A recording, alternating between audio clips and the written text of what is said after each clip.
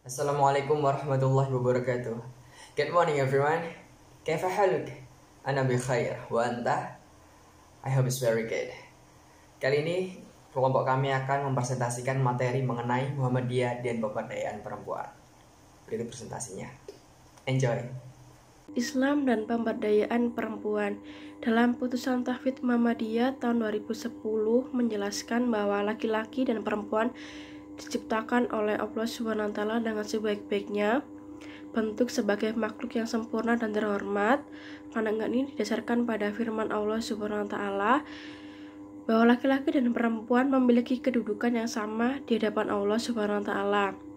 Perlakuan perempuan di masa awal turunnya wahyu dapat dibaca dari sejarah bahwa dalam beberapa peradaban besar dunia sebelum datangnya Islam umumnya mempunyai perlakuan yang merendahkan makhluk perempuan. Dalam masyarakat Yunani, kaum perempuan diibaratkan sebagai barang yang begitu mudahnya diperjualbelikan. Perempuan sering hanya dijadikan sasaran pemenuh nafsu lelaki, dianiaya, bahkan dibunuh.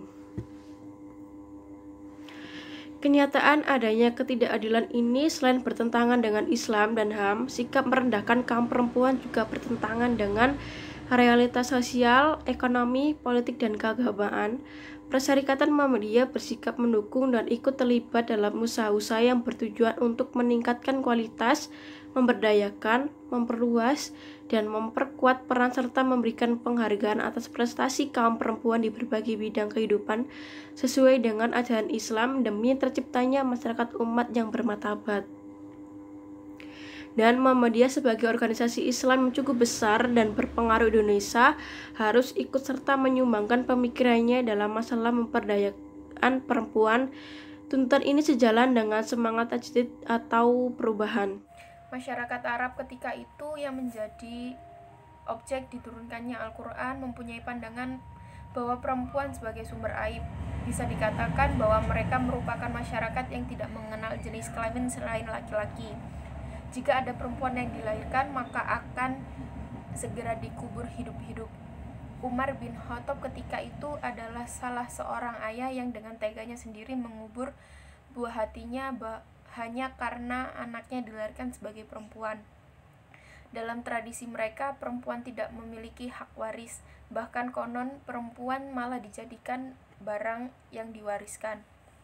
Dengan seiring kesadaran perempuan yang mempertanyakan tentang sejauh manakah peran agama dalam memberikan rasa aman dari berbagai tekanan, ketakutan, dan ketidakadilan, persoalan agama dan perempuan menjadi marak, yang dimana agama mendapat suatu tantangan baru dengan dianggapnya agama sebagai salah satu unsur yang melanggengkan suatu ketidakadilan bagi perempuan. Oleh karena itu, pada agamawan baik individu ataupun kelompok dituntut untuk memiliki secara lebih jelas apakah persoalan termasuk inherent dalam agama itu sendiri ataukah persoalan terletak pada tafsir keagamaan yang memungkinkan terjadi oleh pengaruh kultural tertentu. Isu-isu sosial perempuan. Yang pertama, berbagai isu dihadapi oleh masyarakat, umat, bangsa Indonesia seperti kemiskinan, politik, hukum, kesehatan, dan perempuan. Dua, isu perempuan juga disebut juga fenomena patriarki telah lama dihadapi masyarakat, di mana sekurang-kurangnya sejak Kartini hingga saat ini. Yang ketiga, hasil penelitian, permasalahan perempuan tidak mudah dihadapi sebab yang relatif dominan adalah pelaksanaan ajaran agama. Slide 6 dan slide 7. Slide 6, perbedaan gender sesungguhnya tidaklah menjadi masalah selagi tidak muncul suatu ketidakadilan dan diskriminasi. Lalu, beban kerja ganda atau lebih dan sosialisasi ideologi nilai peran gender, yang dimana menimbulkan ketidakadilan menyebabkan kerugian bagi laki-laki maupun perempuan. Turunnya Al-Quran secara bijak mengubah semua kebudayaan tersebut menjadi lebih baik dan manusiawi. Dengan datangnya Islam, kaum perempuan diangkat derajatnya, dijamin pemenuhan haknya, dan dijaga kehormatannya. Selanjutnya pendidikan. Aisyah meyakini bahwa pendidikan menjadikan manusia memiliki pemahaman dan pengetahuan untuk modal kehidupannya. Saat ini, Ketua Umum Pimpinan Aisyah yaitu Siti Nurjana terus memberikan dorongan agar program dan di bidang pendidikan harus menjadi pusat keunggulan. Dan Aisyah memberikan kontribusi bukan hanya ada di kota besar, melainkan juga yang tinggal di wilayah 3T, terdepan, terluar, dan tertinggal. Peningkatan kualitas. Aisyah juga menyasar peningkatan kualitas pada pengajar para lembaga-lembaga pendidikan yang diasuhnya. Para pengajar itu tidak hanya ada di daerah maju, tapi juga mereka yang mengajar di kawasan 3T. Pemberdayaan ekonomi. Organisasi Aisyah ini juga melakukan sejumlah program di daerah dalam bidang pemberdayaan ekonomi. Tak hanya pada anak yatim yang kami perhatikan, tapi juga anak-anak yang tidak mampu. Tentunya diimbangi dengan nilai-nilai yang dilandasi dengan Islam yang berkemajuan. Aisyah dan agenda pemberdayaan perempuan muslimah di Indonesia.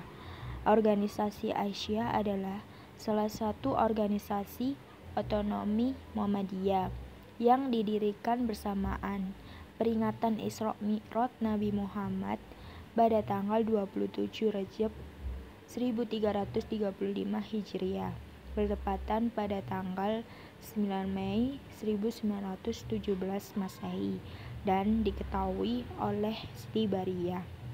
Nama Aisyah oleh Ki Haji Fahrudin dan diambil agar perjuangan seperti Aisyah, istri Rasulullah.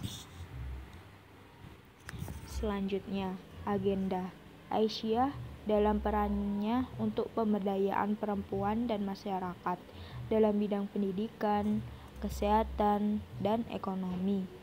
Dalam bidang pendidikan, Aisyah mendirikan 1. Pendidikan PAUD, kelompok bermain dan taman kanak-kanak. Yang kedua, kesehatan. Aisyah mendirikan RSKIA, rumah sakit khusus ibu dan anak. Yang ketiga, ekonomi. Aisyah membuat suatu program home industry dan lain-lain. Peran Naisyatul Aisyah adalah membekali para remaja putri pengetahuan dan keterampilan. Selain itu, Aisyah juga memperlihatkan masalah kedarasasi dan pengembangan sumber daya kader di lingkungan Angkatan Muda Muhammadiyah AMM Putri secara integratif dan profesional. Sebenarnya banyak mengenai isu perempuan, salah satunya adalah kesetaraan gender. Aisyah didirikan bukan untuk membedakan posisi antara laki-laki dan perempuan. Justru Ahmad Dahlan menyadari bahwa Muhammadiyah sangat memerlukan peran dari kaum hawa. Aisyah merupakan tangan kanan Muhammadiyah untuk memproses isu-isu perempuan dan sekaligus memberdayakan melalui jalur pendidikan dan pelayanan sosial. I want to say thank you very much for watching our presentation. Syukran, terima kasih. Semoga kita bisa lagi bertemu di next presentasi. Sampai jumpa. Wassalamualaikum warahmatullahi wabarakatuh.